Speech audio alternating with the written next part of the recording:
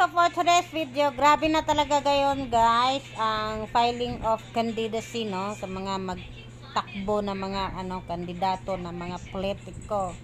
So ngayon guys, meron lang akong napansin guys na pwede na pala tumakbo yung mga kahit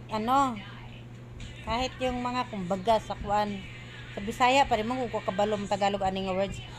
Pwede na dai mo dagan ang mga mudagan sa kanang kuan sa kanang election ng mga bukot-bukot.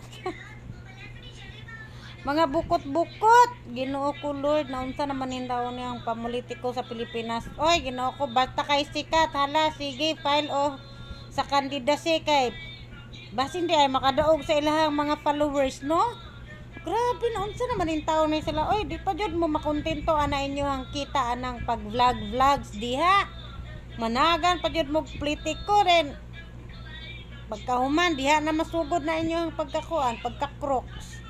No, di. Pagpuyo mo oy, Ginoo ko Lord, unsa man in taon mo oy, Diyos ko mga bukot-bukot pwede managag politiko, gipistot na.